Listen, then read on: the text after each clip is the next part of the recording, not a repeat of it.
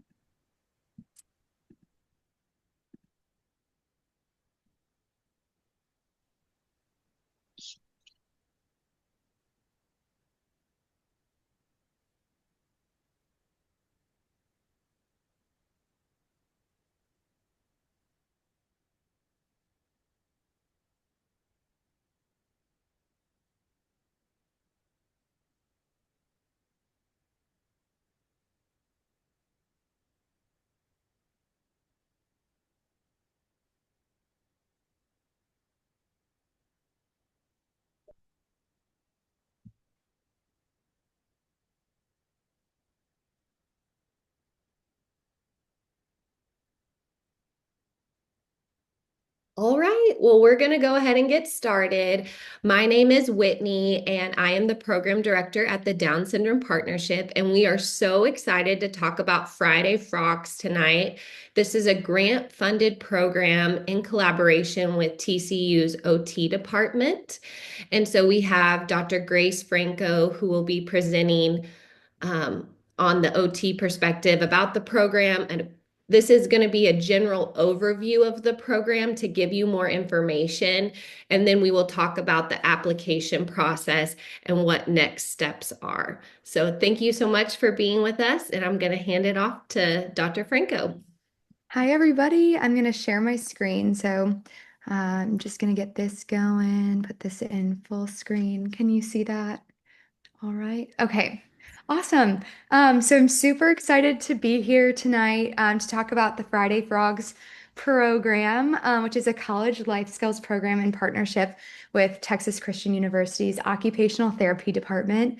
I'm Dr. Grace Franco Barlow, and I am faculty within the department. I'm an assistant professor of professional practice.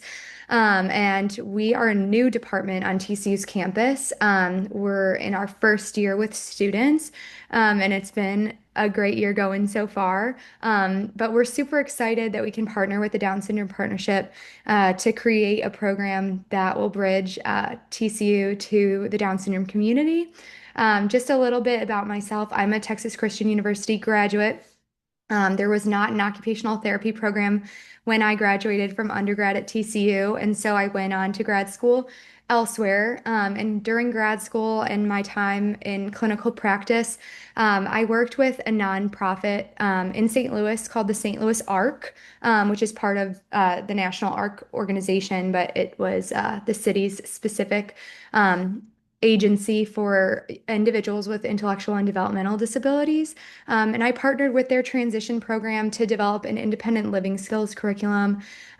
We developed a 3-year curriculum that met 5 days a week and is still running. And as well as condense that for a 1 week intensive, as well as a 1 week overnight intensive on WashU's campus. I believe it's now at a different university campus, but that's also still running. So I have some experience in program development, specifically for independent living skills programming. And then I also partnered with the St. Louis Down Syndrome Association to work on OT programming for social skills and things of that nature, one-on-one OT intervention. But I love programming. I love independent living skills. And now that we're on TC's campus, I think it's the perfect time for a pilot college life skills program for all of you. So, to tell you a little bit more about that, just some key features, we're going with an evidence-based skills curriculum that will be developed and implemented by myself alongside Texas Christian University OT students. These are graduate occupational therapy students, and for part of their curriculum, they are required to participate in fieldwork opportunities.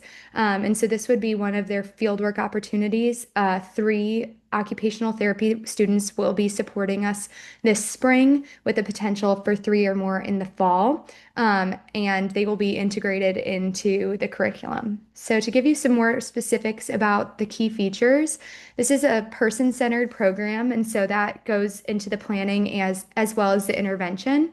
It will incorporate intake with pre and post assessment um, that will be incorporated, as well as goal setting from that intake assessment specific to the individual participants or students of the program.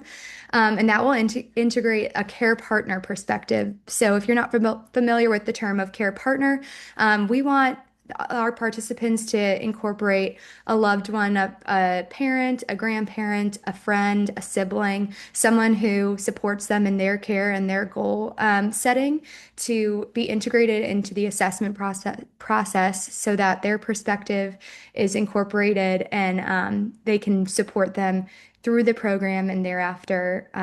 But it's a collaborative process for intake.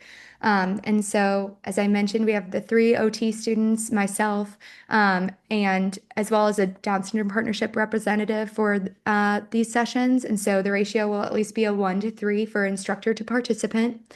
Um, it's an OT occupational therapist built and led program that incorporates a near peer mentorship. So that's one benefit from the evidence of having these OT students involved. A lot of them will be similar ages to the students or participants. For whoever is coming in, our OT students are around the age of 22 to 25. And so, for those of you who are on the call who want to be a participant or student in this program, they might be a similar age to you. So that's really nice to learn alongside someone your own age as you're growing in similar skills. There's universal design for learning that's going to be incorporated into all of our curriculum and our methods, and embedded accessibility that's just kind of part of occupational therapy as a profession and our lens as we're implementing this programming. So, incorporating visual schedules, technology supports, and having modified environments for our learning. And lastly, there will be an option to contribute to inclusive post-secondary education research to support young adults with Down syndrome and the intellectual and developmental disability community at large. So you may opt in to being able to contribute to some research where you're not giving away your information, but based on some of the pre and post assessment data and the program development that we're doing, we want to be able to share this information so that other people around the country and even internationally can learn from what we're doing here at TCU, because I think we have a potential to do something really great. Moving forward, some of the logistics. So this is primarily going to be hosted on TCU's campus at the TCU Occupational Therapy Applied Functional Lab, which I've incorporated a little photo down here. This is when our lab was at the bare bones, but if you can envision it, we now have a full washer dryer here, dishwasher, fridge, oven and stove. We have a mock bathtub and shower, not no plumbing, a mock toilet, no plumbing, a bed that we can work on all of these sorts of household management skills and things of that nature, cooking, nutrition. And so we'll primarily do some of our hands-on things for skill development here in this space. However, we also have access to TCU's new LEAP system, which is their transportation bus. And so we will have to walk, I believe it's 3 blocks on Berry Street from our lab, but we can access that shuttle to take us to the main part of campus and be able to utilize some of the spaces in the heart of campus as well, be that dining halls or potential work opportunities within different departments who've expressed interest in incorporating some of our participants in being able to support different tasks in different spaces.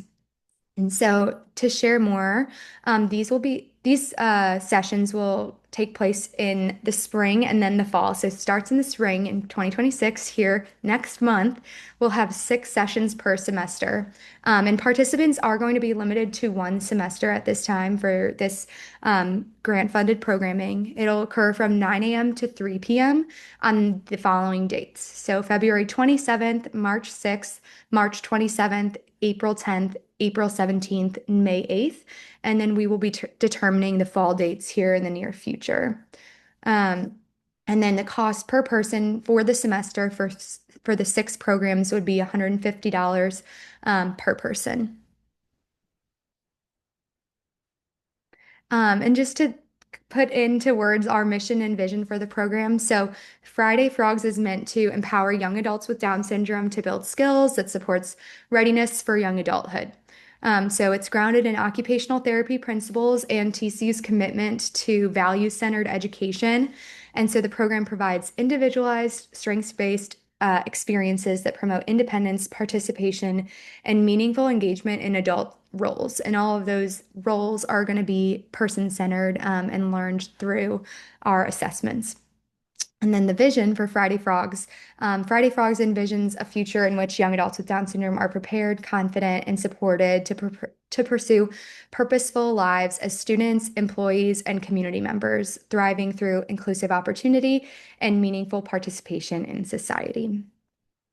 And so some of the curriculum highlights include applied life skills from daily living routines, household management, financial management, meal planning and nutrition, and community navigation.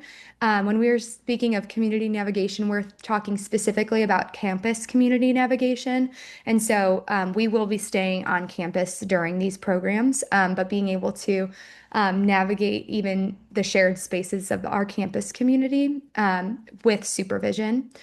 Work and academic skills from time management and organization to presenting, employment seeking, job performance, and professional communication.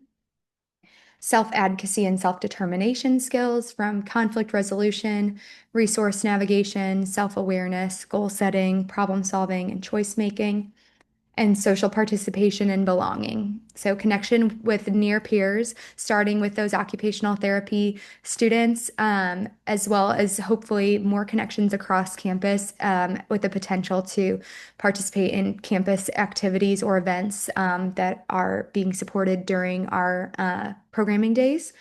The inclusive environments that we're going to build, and then campus involvement and collaboration as well. As for intake, there are some specific requirements. Um, all of our applicants will have the opportunity to attest to our minimal safety and participation criteria, which are outlined on the application. This is particular for a program of this kind of collaboration from a risk management standpoint. From a TCU standpoint, we have to jump through hoops, be it the Down Syndrome Partnerships Walk, or a program like this. We want to establish this in a really solid way so that it can be something sustainable. And so, going from the start, we established this minimum safety and participation criteria for this first cohort of students. Um, and then all of our students can have emerging or developing skills in the curriculum domains. So we're not expecting that there is a standard capacity in the domains I just shared, but just a desire to grow in those areas is definitely helpful motivation for participation. And then the commitment to the 6 sessions is mandatory. So enrolling with the $150 fee and committing to being at the programming from 9 a.m. to 3 p.m. For all 6 sessions. And then there's a TCU assumption of risk waiver and then an optional media release. So the risk waiver is the same waiver you may have signed if you participated in the Down Syndrome Partnerships Walk this year on TCU's campus. And that would be offered to you after being approved into the program and would be required to participate in the programming. And then lastly, a 1.5 hour maximum, between 1 and 1.5 hour assessment sessions scheduled with myself prior to the first session date. So we would find the time in your schedule for you to come and see the facility where we'll be enjoying our 6 sessions together and participating in a 6 hour or a 1.5 hour assessment session, which incorporates these assessments. So it would include our participant, our Friday Frog participant who's signing up, as well as a care partner of their choosing who knows them well to support them in their perspective on their skill sets. So to name a few, we're going to be incorporating what's called the PD CAT and the PD Pro, which look at skills for related to our curriculum. The Voc Fit, which is related to work skills and helping align our participants with potential work opportunities on the campus, so that it's aligned with what matters to them and what their goals are going forward. And then what we call an occupational profile interview, just hearing more about who you are, what matters to you, what's meaningful in your everyday. And from there, using all that gathered information, we're going to be able to write a collaborative goal set that we'll share with you, likely 2 to 3 goals for the 6 sessions that will be measuring and providing feedback on through the occupational therapy students over the 6 sessions. So that's the overview of Friday Frogs as it is right now, and we're so excited to get this started here in the near future. So I'll open it up and ask what questions you have with that new information. Real quick, I wanted to jump in because I got this question earlier today and I thought it was a great question. If you are a part of our Self Advocate Days, we will still be hosting 2 Self Advocate Days a month at DSPNT. And they will be on different, we always do a Friday and a Wednesday now for the new year. So we will be doing a different Friday than Friday Frogs. So you can also participate in Friday Frogs and then 1 Self Advocate Day a month. And I see Julie's question in the chat. Just to clarify, the care partner perspective is only for the assessment. So that's only for that 1.5 hour prior to the 6 sessions. So participants with Down syndrome will be coming to TCU by themselves for the 6 sessions on the dates we shared. But I will collaborate with those who are accepted into the program to do a 1.5 hour assessment with the participant and a care partner. It can be one individual or 2 individuals if you feel like that would broaden the perspective from the participant wanting to have, say, a mother and a father, a brother and a sister coming to share a little bit about themselves.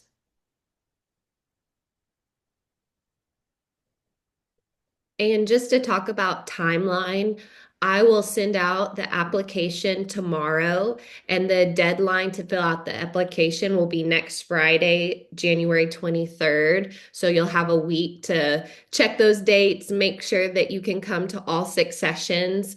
And then we will be selecting, based on the application answers, we will be selecting 12 self advocates to be a part of the program in the spring, and then a different 12 to be a part of the program in the fall, which I hate that we have to limit it because there was a lot of responses to this meeting. Our hope is that we are building a strong foundation of quality education and programming so that we can continue to grow in the future and expand this.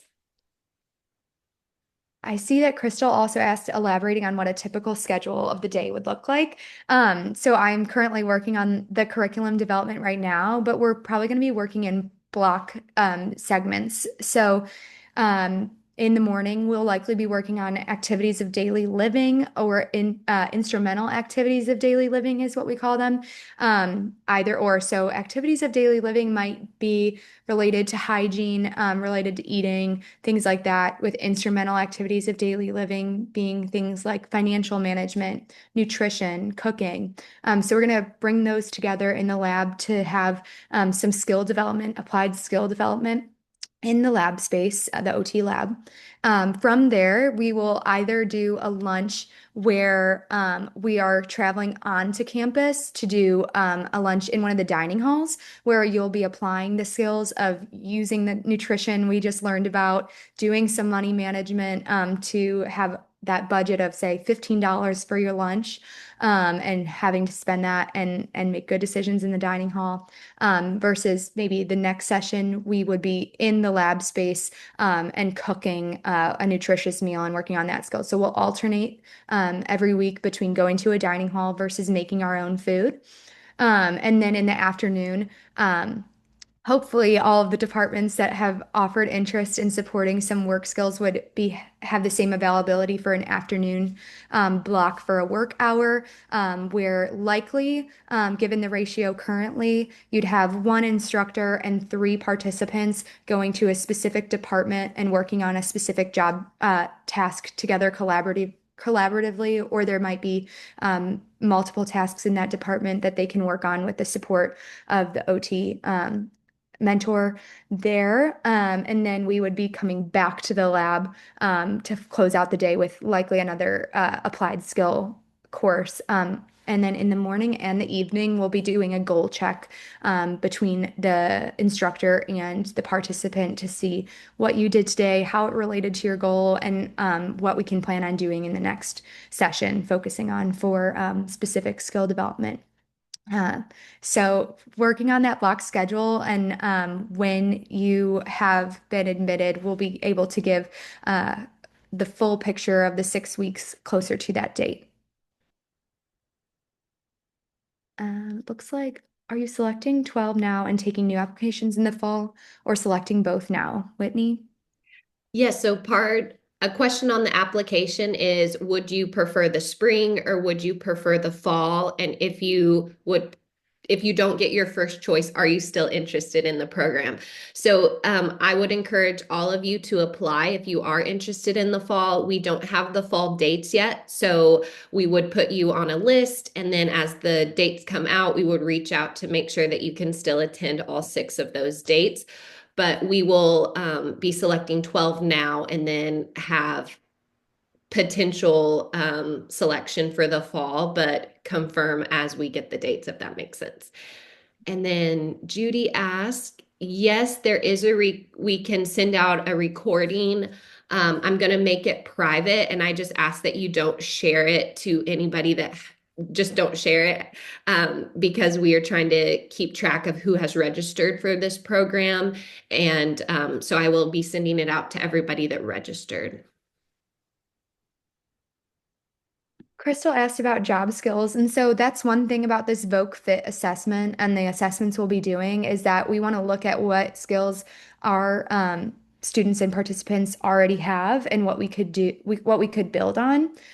So that's part of what, if we have this quick turnaround, we'll be able to get some of these assessments scheduled, and then hopefully we can create tasks that are person-centered for the participants in our program. I'm hoping that we can group. If there is one work site that can have three students, that those three students are interested in the task being done there. Otherwise, creating opportunities to have skills addressed that they want to be addressed. So it's okay if there's a range of skills coming in, because I think we have the capacity to work on different skill sets and the priorities of the participants. And similarly, cooking skills, again, I think we have a good ratio. And so looking at nutrition is a big component. And then being able to do some independent meal prep, nutritious independent meal prep. If is a participant who's like, I really want to be able to use a stovetop, then we might offer them that opportunity, or use an oven, then we might offer them that opportunity. But that doesn't mean everybody has to learn how to do that. We can utilize the microwave. We can utilize just different options for the cooking skills that our participants need. And that's a big part about occupational therapy is what matters to you and how do you want to approach this activity of your daily life? What will get you to the next spot that you're working to get toward? Independent living skills, Kimberly. Good question.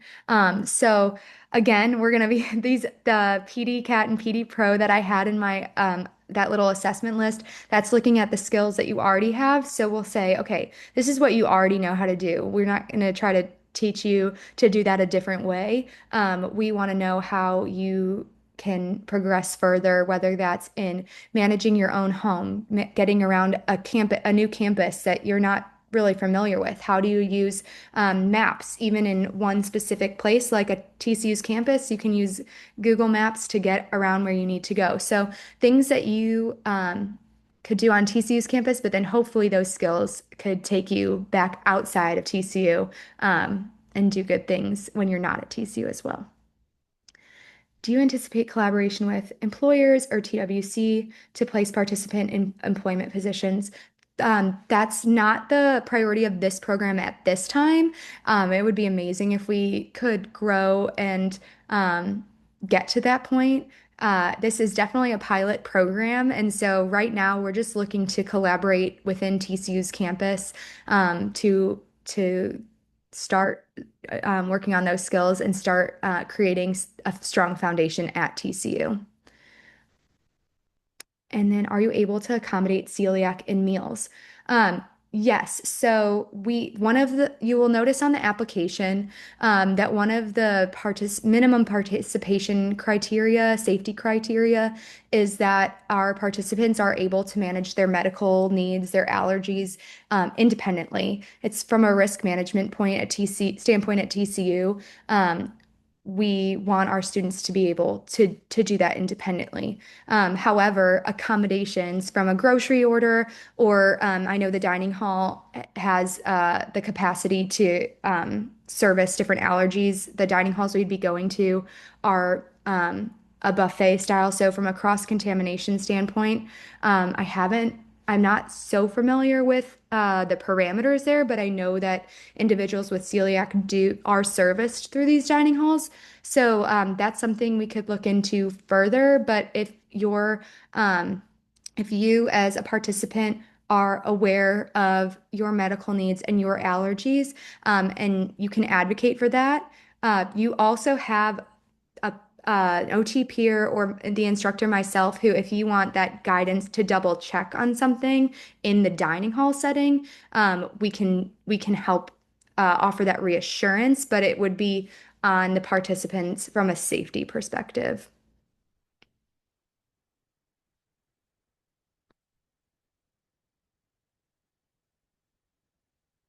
I'm not seeing any other question. Oh, will you be reading recipes and measuring ingredients out? Definitely. We'll be doing all the steps in the cooking process.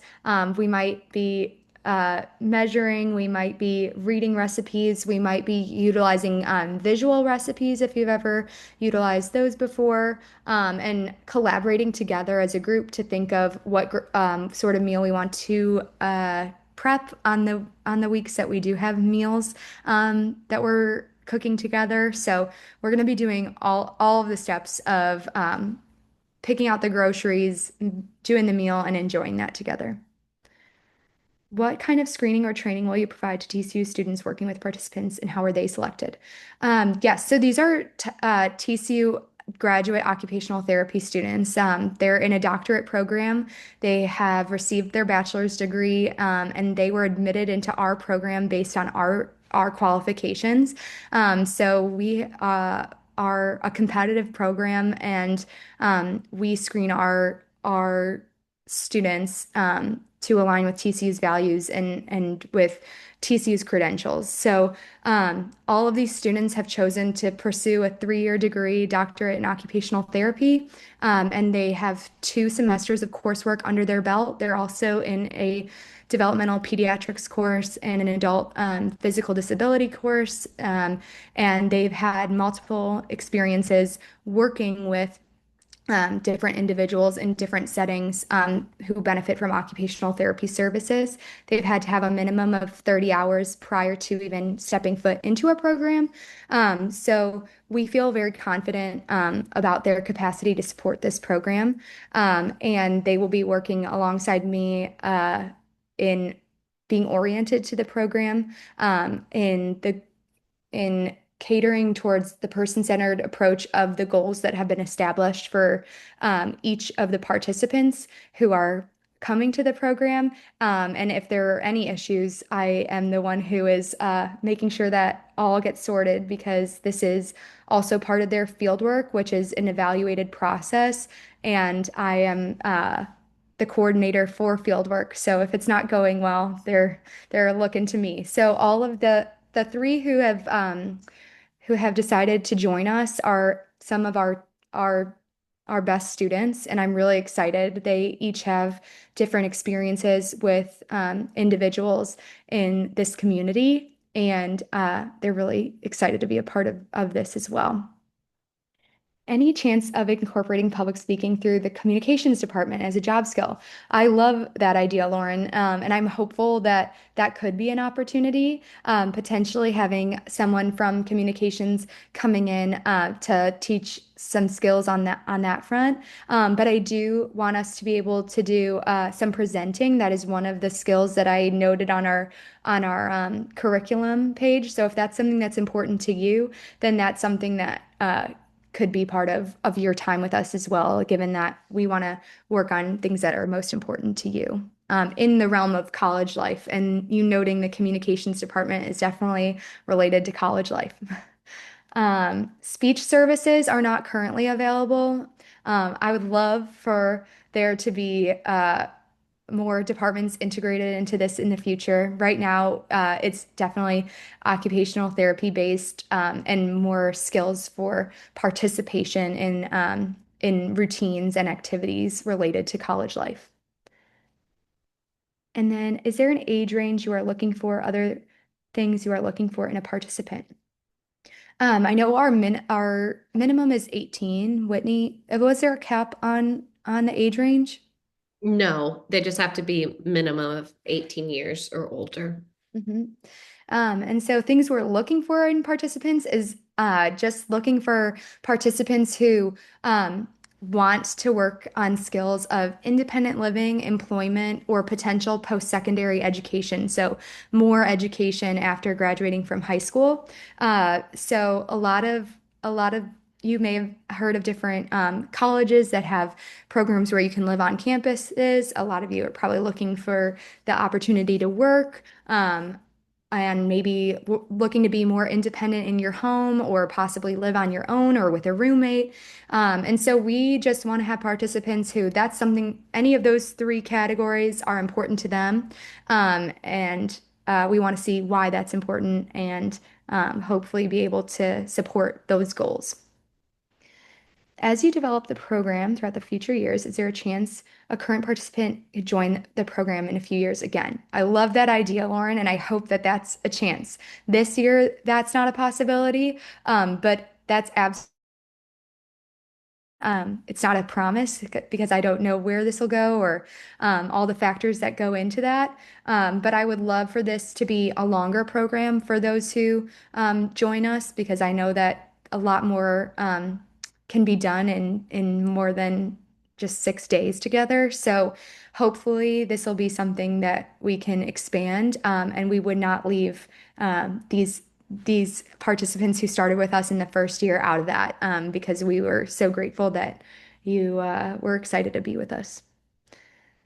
The requirements, there's a long list of requirements from the safety criteria standpoint. So when you open the application that Whitney will be sending you out tomorrow, you'll be able to see those requirements. And they are just participation in safety criteria from a risk management standpoint at TCU. Um, Agreeing with Lauren about the job skills. And yes, we are just so excited. And go frogs indeed.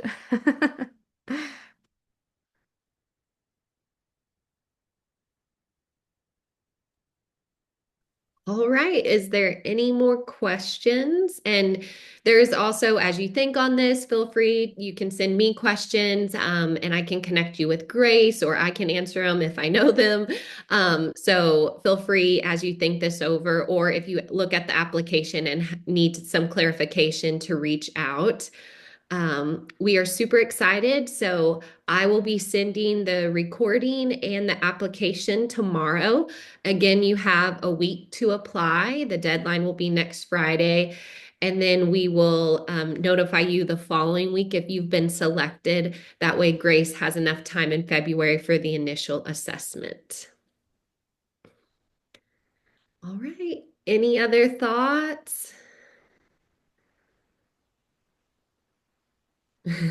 Thanks, Lauren. We're loving being able to collaborate between the Down Syndrome Partnership and TCU, and I'm so glad to see so many people join today. And hopefully, we can create something that makes this community proud. So, thank you all so much. Yes. Thank you so much. Well, I hope that y'all have a great night and we'll be talking soon. Bye, Bye, everybody. everyone.